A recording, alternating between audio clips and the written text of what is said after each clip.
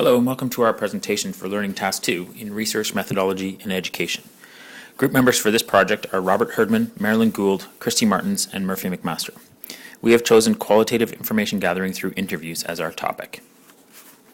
There are many ways to gather qualitative information when doing research. In Creswell 2009, qualitative research is defined as a means for exploring and understanding the meanings ascribed to a social or human problem. One very effective way to determine meaning is to ask the people involved through interview questions. There is much to consider when deciding on this course of action in research. When choosing a location, the researcher should consider the format that will most likely put the respondents at ease. For a telephone interview, the interviewee is likely to already be comfortably at home. But for an external location, it should be easy to find, well indicated with signs, and set up for the appropriate number of people with enough seats and snacks. Participants will be selected based on the type of data that is required.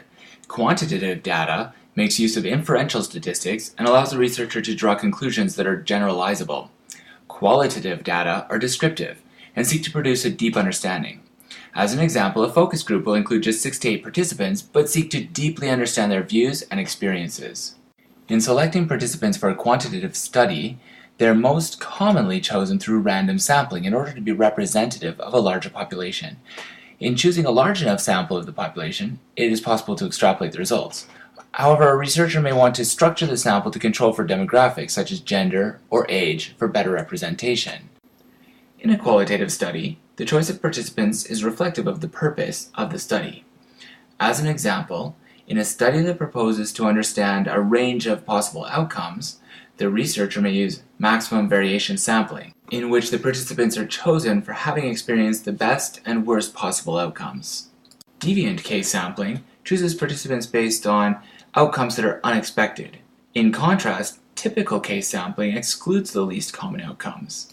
A study that seeks to understand what matters most may use critical case sampling. An example may be a social program that chooses the participants only with the most urgent needs. There are 3 styles of interviews: structured, unstructured, and semi-structured. A structured interview contains closed questions with fixed responses, such as yes-no questions or those where respondents rank their preferences.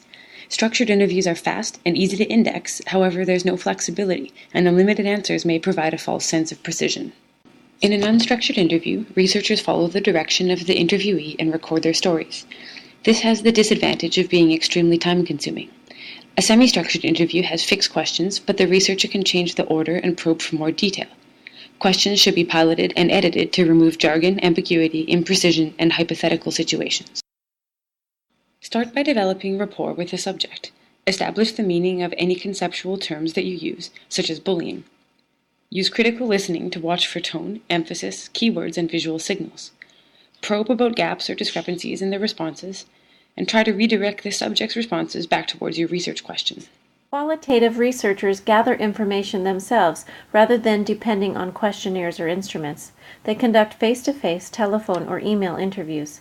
Participants are asked questions that are unstructured, open-ended, few in number, and intended to elicit opinions from the participants.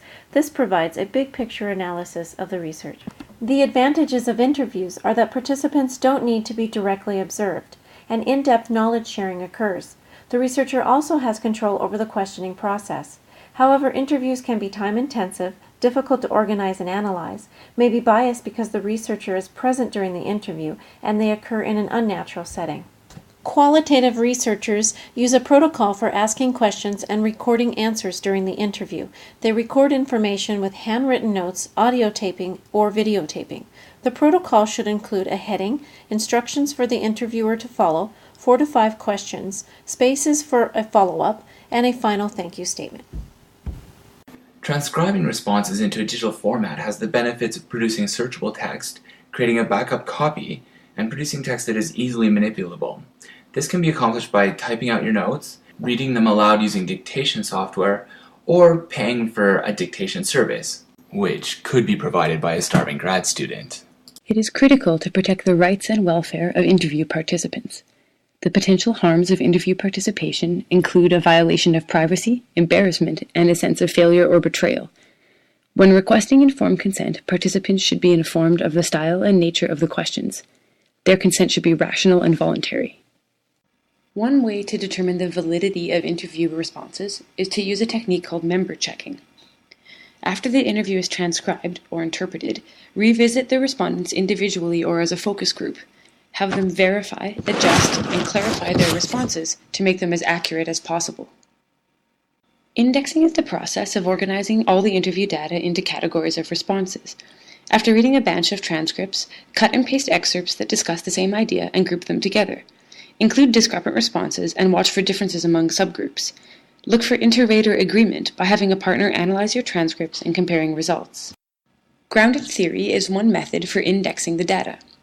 In this cycle, the researchers analyze a batch of completed interviews for common themes and categories of responses.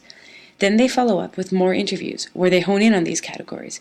In this way, the categories of responses are not predetermined, but they emerge through interaction with the subjects. Researchers are selective when retrieving data.